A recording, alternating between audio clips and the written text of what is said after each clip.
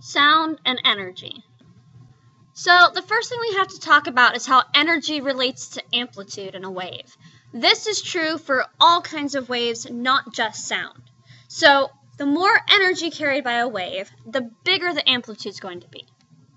All right, so a low energy wave has a low amplitude and a high energy wave has a high amplitude. However, they're not directly proportional. The energy is actually proportional to the amplitude squared. Now, if you think about that, you have amplitude that's above and below that equilibrium point, so it makes sense for it to count twice, kind of, in a way.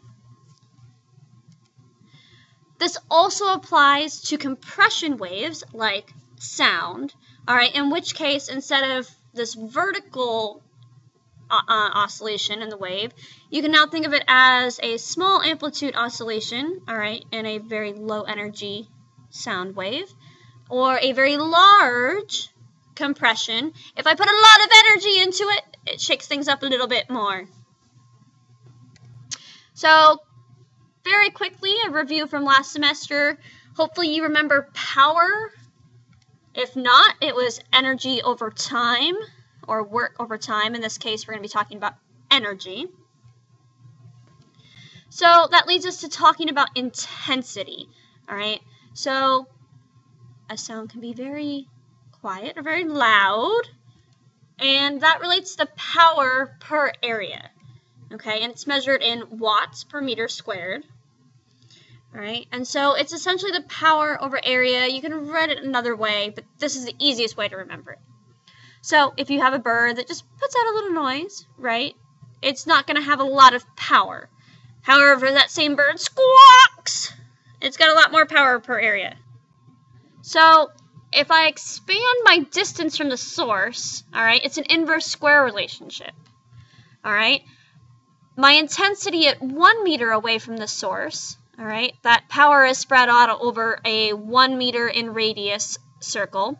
But if I double that radius, I have now quadrupled the area of my circle. So I have 4 times as much area that I'm spreading that power over.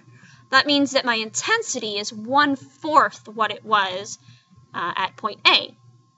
Now at point C, all right, I'm 4 times as far away. So I'm actually going to have 1/16 the intensity. So you don't have to necessarily do any large amounts of math with this, but you do need to understand that this is an inverse square relationship. All right, so next we're going to talk about the threshold of hearing and how that relates to how we perceive loudness and how we talk about it.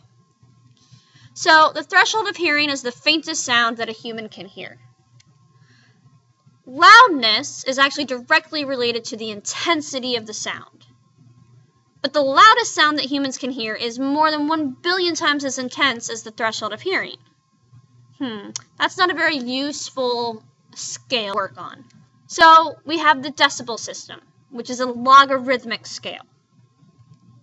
Okay, so the threshold of hearing is what is set at 0 decibels. All right, and then you have things like leaves whispering, conversation, vacuum cleaners, a rock concert, and then jets. So let's watch the jets take off.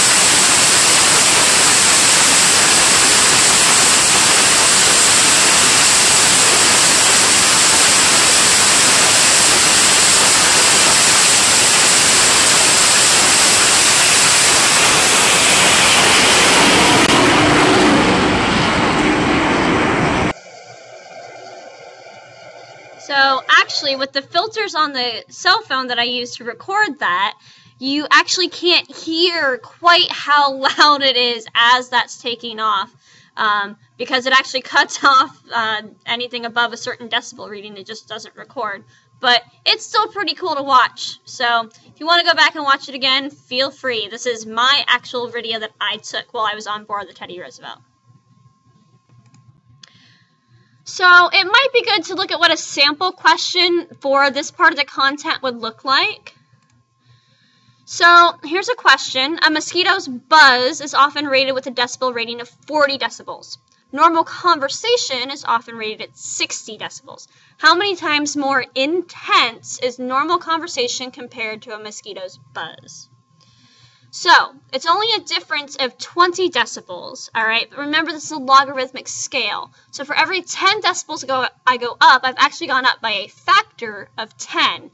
So from 40 to 50 decibels is 10 times as intense, and then from 50 to 60 is 10 times 10, or 100 times more intense.